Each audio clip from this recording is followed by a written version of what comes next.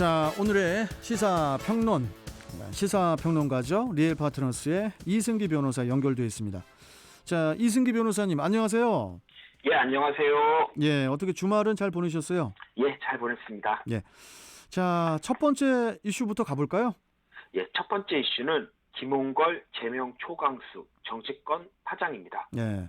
지난 18일이었죠. 더불어민주당이 부동산 투기 및 허위 재산 신고 의혹이 제기된 김홍걸 의원을 전격 제명하는 그런 초강수를 뒀어요. 예, 이낙연 당대표가 최고위를 긴급 소집해서 제명 결정을 했다고 합니다. 김 의원이 당의 부동산 정책 취지에 부합하지 않는 부동산 다보위로 흠의를 훼손했다는 것이 주요 제명 사유인데요. 이는 이낙연 대표의 당 쇄신 의지가 방연된 것으로 보입니다. 그간 민주당 소속 의원들의 돌출 행보로 인해 계속 악재가 발생됐는데 이 대표가 결단을 내린 것입니다. 이 대표가 유력 대권 후보로서 이제 국민의 눈높이에서 공정과 청렴에 반하는 행위에 대해서는 분명 책임을 묻겠다라는 메시지를 보낸 것으로 보이는데요.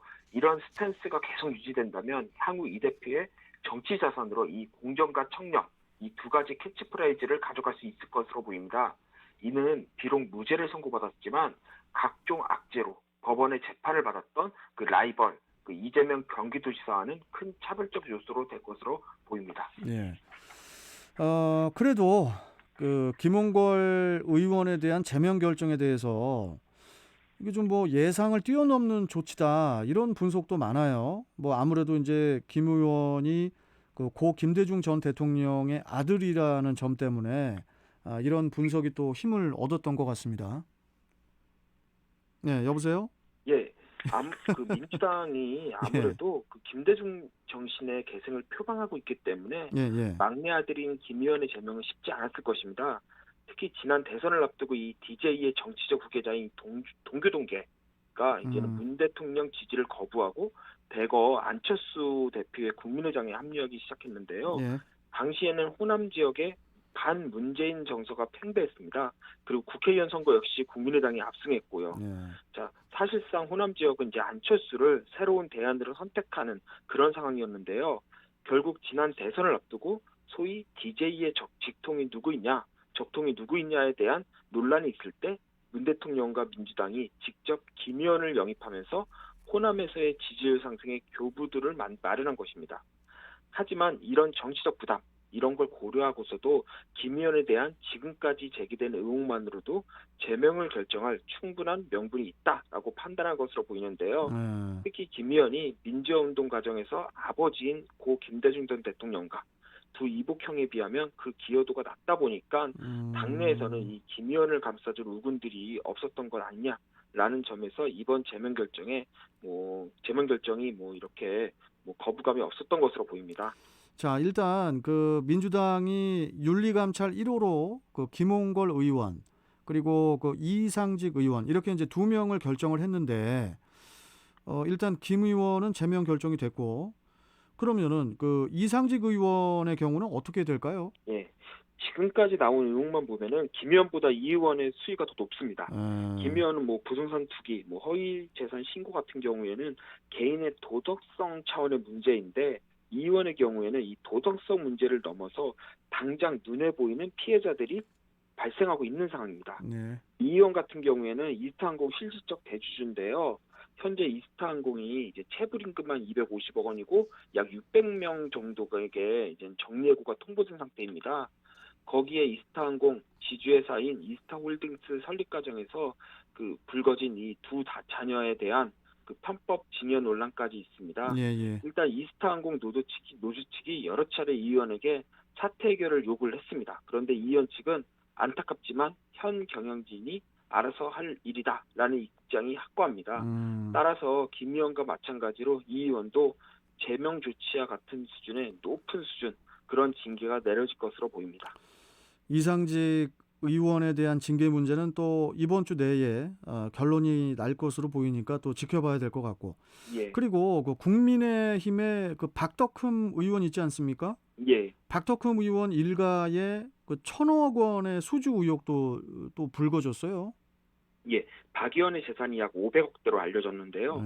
그런데 이 박 의원이 국회 국토교통위원회 위원으로 있던 최근 5년간 박의원과 그 가족들이 대주도로 있는 건설사가 피감 기관인 이 국토교통부 산하기관으로부터 총 25건 773억 원 상당의 공사를 수주했고 아, 그래요? 또 신기술 이용료 명목으로 372억 원 상당을 받았다는 것이 이제는 의혹의 핵심입니다. 당장 박 의원 측에서는 이건 정치 공세다라고 일축을 했는데요. 원래부터 우리 그 건설사는 규모 있는 간급 공사를 했던 업체였다. 그리고 계약이라는 거는 뭐 개인적으로 수의 계약한 게 아니라 공개 경쟁 입찰을 통해 결정된 것이다. 만약 내가 부당한 영향력을 행사했다면 입찰에서 떨어진 업체들이 가만히 있었겠냐?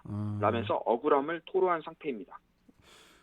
박 의원의 말도 좀 일리가 있어 보이는데 예. 일단은 뭐 국민의힘에서는 그 사실관계부터 명확히 파악을 좀 하고 입장을 밝히겠다는 그런 지금 상황이죠. 예. 그런데 이제 국민의힘 측에서도 약간 딜레마가 사실 사실관계 파악을 떠나서 이번 건은 그 자체만으로도 국민 정서에 어긋납니다. 만약 사실관계를 파악해서 박 의원에게 잘못이 없다라고 해서 면죄부를 준다면 과연 국민들이 납득할지도 의문이고요. 또한 국민의힘에서도 내년 서울, 부산시장 보궐선거부터 내후년 대선의 지방선거까지 줄줄이 대형 선거를 앞두고 있는 상황입니다.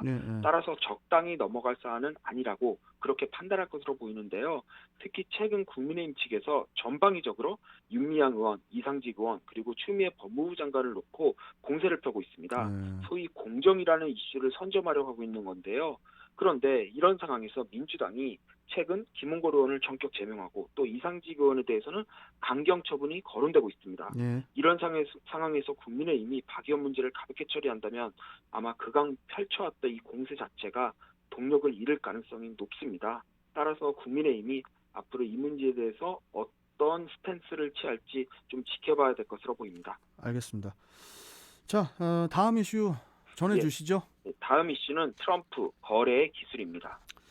그 중국 동영상 공유 서비스죠. 틱톡. 이 틱톡이 이제 사실상 미국화됐다고 해요. 예, 틱톡이 그 글로벌 사업 부분에서 미국 사업 부분을 떼어내서 미국에 본사를 둔 새로운 회사 틱톡 글로벌을 만든다고 합니다. 그리고 미국 회사인 오라클과 웰마트가 20%의 지분을 보유하는 것인데요. 틱톡 모기업인 바이트 스탠스에 대한 이 기존 미국 투자자들의 지분까지 포함한다면은 약 53% 정도의 지분을 미국 투자자들이 보유하는 것입니다. 사실상 미국의 지배하에 있게 된다고 보면 되고요. 또한 틱톡 이사의 5명을 모두 미국 시민만으로도 구성할 예정이라고 합니다. 그런데 이번 거래 성사로 트럼프 대통령은 이 틱톡 본사 미국 이전으로 인해서 2만 5천 개의 신규 일자리를 창출했고요. 또 미국인 1억 명의 개인정보 중국 유출을 차단한다는 명분도 얻었습니다. 또한 틱톡이 50억 달러, 하나로 약 5조 원 정도 규모의 교육 기금을 출연 약속을 하는 등 뭐 거의 트럼프 대통령의 거래의 승리다라는 평가가 큰데요. 재선이 걸린 대통령 선거를 약 6주 남긴 시점에서 거둔 큰 수확입니다. 대통령 선거에서 큰 변수가 될 것으로 보입니다. 그 트럼프가 그 부동산 사업가 시절에 펴냈던 그 자서전 제목이죠. 그 거래의 기술. 이번 그 협상에서도 트럼프식 거래의 기술이 또 발휘가 됐다고 해요. 예, 트럼프는 거의 이제 정치와 외교를 이제 비즈니스적으로 해결을 하는데요. 트럼프 대통령은 그동안 틱톡이 미국 내 사용자들의 정보를 빼돌려 중국 정부에 넘기고 있다. 라면서 국가 안보를 위해 미국 국민의 틱톡 사용을 금지하겠다라는 입장을 밝혔습니다. 그랬었죠. 심지어 미국 내에서 사업을 계속하려면 틱톡을 미국 기업에 매각해라라는 요구도 했습니다. 지난 18일 미 상무부는 20일부터 미국 웹 플랫폼에서 틱톡의 신규 다운로드를 금지하고 11월 12일부터는 전면 금지하겠다라는 점을 밝히기도 했는데요. 거의 초강수를 두면서 이제 양보를 얻어낸 것이죠. 틱톡 입장에서는 사실 세계 최고 경제 대국이자 이 IT 기술의 본산지인 미국에서 사업을 접는 건 치명타입니다. 그렇기에 틱톡을 미국에 넘기라는 요 반강제적 요구에 반발을 하기보다는 별도의 법인을 만들어 이를 미국의 지배하에 두는 절충안을 택한 것인데요. 이번 틱톡 사례를 통해 트럼프는 이제 경제적인 실리도 챙기고 정치 명분도 손에 얻었습니다. 특히 최고의 복지는 일자리를 제공하는 것이라는 트럼프의 평소 신념을 그대로 이제는 실천을 했는데요. 향후 대선에 이제는 청신호가 켜졌다는 분석이 상당합니다. 아, 대선에 청신호가 켜졌다. 예. 좀 제가 봤을 때 청신호가 좀 몇 개 더 켜져야 될 것 같기도 한데, 맞습니다. 뭐 여하튼 좋은 평가가 오랜만에 나왔네요, 트럼프. 예.